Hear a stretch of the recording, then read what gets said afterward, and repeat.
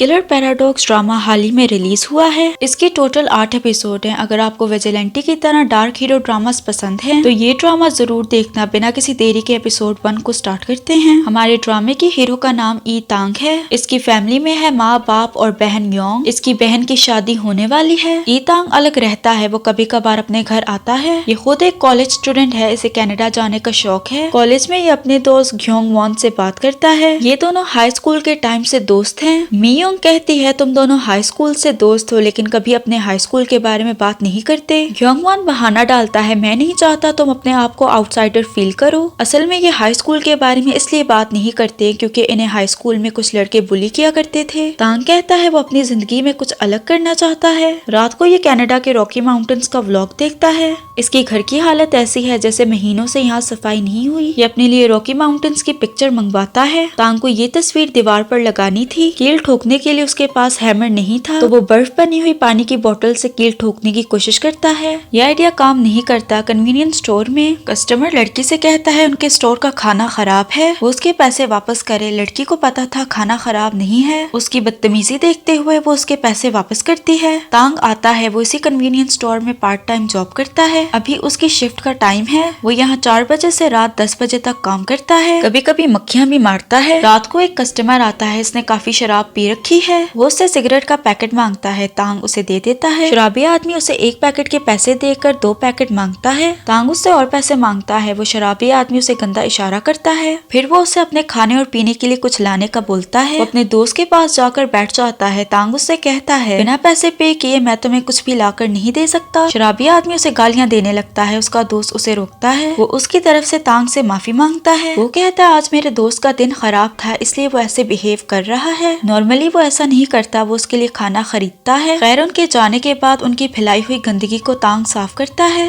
तांग की शिफ्ट खत्म होने वाली है। उसका बॉस आता है। तांग को हथौड़ी की जरूरत थी। दराज में से वो हथौड़ी निकालकर अपने बॉस से पूछता है क्या वो उसे ले सकता है। बॉस को उसकी आवाज सुनाई नहीं देती। वो हथौड़ी अपने साथ ले आता है। रास्ते में उसे वही शराबी आदमी जमीन पर पड़ा मिलता है। उसे लगता है वो आदमी सो रहा है। वो उसे इग्नोर करके जाता है। थोड़ा आगे जाते ही उसे शराबी आदमी का दोस्त मिलता है। वो उसे शराबी आदमी के बारे में बताता है। वो उसे जाने का बोलता है। तांग कहता है जल्दी बारिश होने वाली है तो वो उसे ले जाए। वो आदमी उससे कहता है दफा हो जाओ। तांग को गुस्सा आता है। वो उसकी पीठ पीछे गंदा इशारा करता है। उस आदमी को पता चल जाता है। वो तांग को थप्पड़ मारता है। वो उसे मारने लगता है। तांग को अपने हाई स्कूल के बारे में याद आता है। हाई स्कूल में 3 लड़के ग्योंगवॉन और उसे बुली कर रहे थे। वो ग्योंगवॉन को पीटते हैं। एक लड़का तांग से कहता है वो भी उसे मारे। उनकी बात न मानने पर लड़का उसे पीटने लगता है। स्कूल लाइफ में उसने कभी भी फाइट बैक नहीं किया। प्रेजेंट में वो आदमी भी उसे मार रहा था। उसे हथौड़ी दिखाई देती है। अपने बचाव के लिए वो हथौड़ी उसके सर में दे मारता है। बारिश होने लगती है। वो आदमी अभी भी जिंदा है। वो उठकर जाता है। तांग घबरा जाता है। वो उससे पूछता है क्या वो ठीक है। वो ज्यादा आगे नहीं जा पाता। सर में चोट आने की वजह से वो मर जाता है। तांग बहुत डर जाता है। इसका डर बढ़ाने के लिए एक लड़की अपने कुत्ते के साथ वहाँ आती है। कुत्ता उस आदमी की डेड बॉडी के पास यहाँ वहाँ घूमता है। लड़की कुछ नोटिस नहीं करती क्योंकि वो अंधी है। ये बात तांग को भी पता चल जाती है। वो अपनी सांस बंद करता है। उसके जाने के बाद वो भी वहाँ से भागता है। घर पहुँचते ही वो शावर के नीचे खड़ा होकर अपने कपड़ों से खून साफ करता है। वो इतना डरा हुआ था। उसे बाथरूम में वही आदमी दिखाई देता है। वो आदमी उससे कहता है तुम किसी के साथ ऐसा कैसे कर सकते हो। तुम सिर्फ अपने बारे में परेशान हो रहे हो।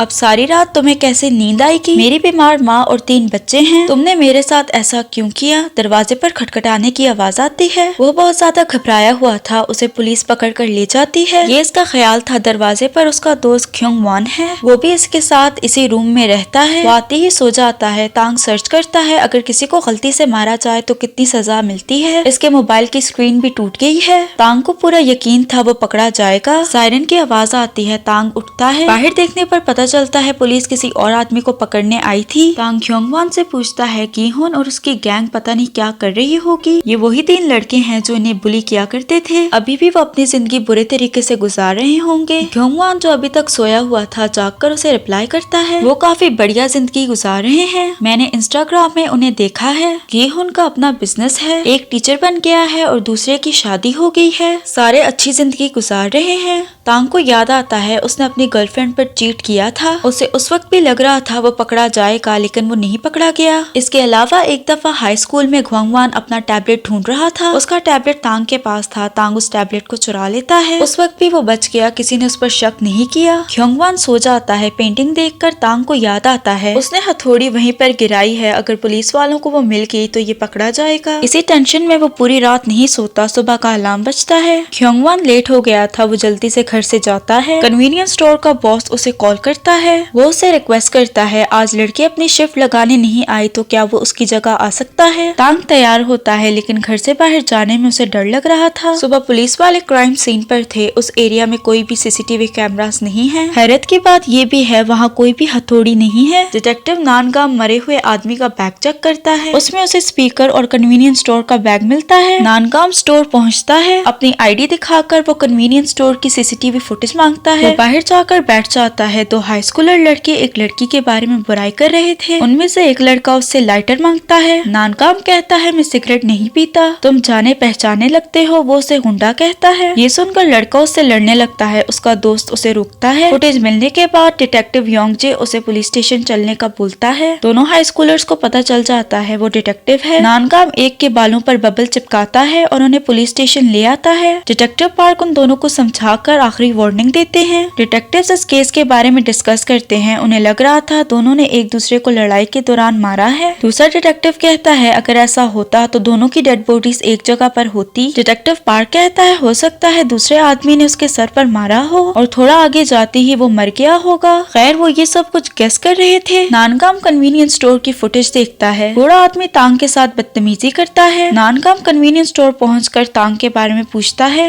बॉस तांग का नाम उसे बताता है और उसका नंबर देने वाला था। तांग वहाँ आ जाता है। ये दोनों बाहर बैठते हैं। नानगाम उससे पूछताछ शुरू करता है। नानगाम कहता है उस आदमी ने गंदा इशारा किया, तुम्हारी तरफ पैसे फेंके और तुम्हारे लिए गंदगी फैलाकर यहाँ से चले गए। हो सकता है गुस्से में तुमने ही उन्हें मारा हो। तांग बहुत डरा हुआ था इसलिए उसने ये मजाक किया। नानगाम कहता है वो दोनों आदमी यहाँ 2 घंटे तक बैठे रहे। रात को खामोशी होगी, जरूर तुमने उनकी बातें सुनी होंगी। मुझे बताओ वो किस बारे में बात कर रहे थे। वो बताना शुरू करता है। रात के टाइम शराबी आदमी का दोस्त उससे कहता है मेरी बीमार माँ है और मेरे 3 बच्चे हैं। नानगाम कहता है और फिर तांग को याद आता है उसने कन्वीनियंस स्टोर में से हथौड़ी निकाली थी। हथौड़ी निकालता उसे सीसीटीवी फुटेज में उसने देख लिया होगा। तांग को समझ नहीं आता वो उसे अगली बात बताए या नहीं। वो कुछ बोलने वाला था तभी योंगजे वहाँ आ जाता है। डिटेक्टिव पार्क ने जो कुछ गेस किया था वो ठीक था। दोनों आदमी लड़कर मरे हैं। उन्हें एक विटनेस भी मिला है जिसने उन दोनों आदमियों को लड़ते देखा था। शराबी आदमी ने ईंट से सबसे पहले उसे हिट किया था। जो स्पीकर उन्हें मिला था उस पर लगा खून शराबी आदमी का है, जिसका एक ही मतलब है दोनों ने एक दूसरे को मारा है। अब हमें फ्लैशबैक दिखाया जाता है जब नानगाम सीसीटीवी फुटेज देख रहा था। तांग जब हथौड़ी दराज से निकाल रहा था उसी वक्त कैमरा के सामने एक कीड़ा आ गया। जब कीड़ा वहाँ से हटा तब वो जा रहा था।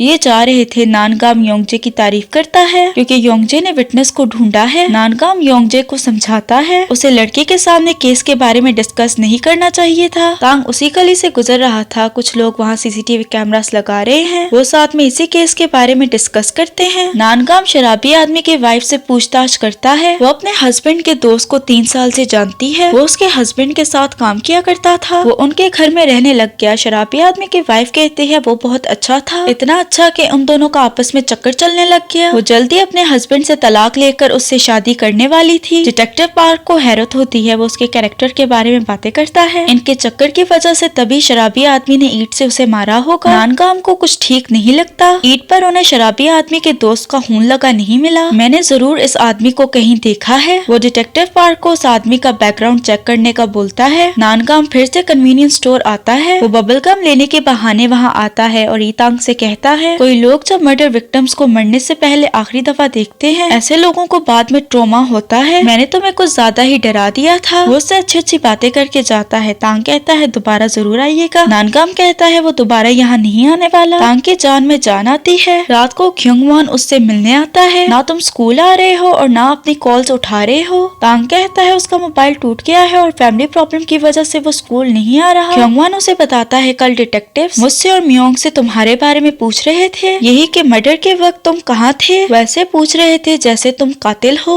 दोनों साथ में ड्रिंक करते हैं। दूसरी तरफ नानगाम को पता चलता है शराबी आदमी के दोस्त की सारी आइडेंटिटी फेक है। यह आदमी एक सीरियल किलर है जिसने एक फैमिली को मार डाला था। पुलिस कितने सालों से इसे ही ढूंढ रही थी। इसी आदमी के बारे में यही न्यूज दिखाई जाती है। टीवी में न्यूज देखकर तांग को चैन मिलता है। जिस आदमी को उसने मारा है वो सीरियल किलर है। रात को उसे फिर से वही आदमी दिखाई देता है। वो पिछली बार की तरह फिर से उसे बातें सुनाने वाला था। तांग उसका गला पकड़ता है। तांग कहता है तुमने एक फैमिली को मर्डर किया, इसके अलावा तुम स्कूल की लड़कियों का रेप करके उन्हें दफनाते रहे। इस बार उस आदमी को दर्द होने लगता है। बहुत सारे हाथ निकलते हैं, हाथ उसे खींचने लगते हैं। तांग उसे फिर से हथौड़ी मारता है। हमें दिखाया जा रहा है जो गिल्ट तांग को उसे मारने का था वो अब खत्म हो चुका है। वो सुबह काफी हल्का महसूस कर रहा था। वो बाहर जाता है। नेक्स्ट सीन में हमें अंधी लड़की का घर दिखाया जाता है। हथौड़ी उसके पास है। इसी के साथ एपिसोड 1 खत्म हो जाती है। अगर आपको वीडियो पसंद आई तो लाइक शेयर और सब्सक्राइब करते जाना। मिलते हैं अगली वीडियो में।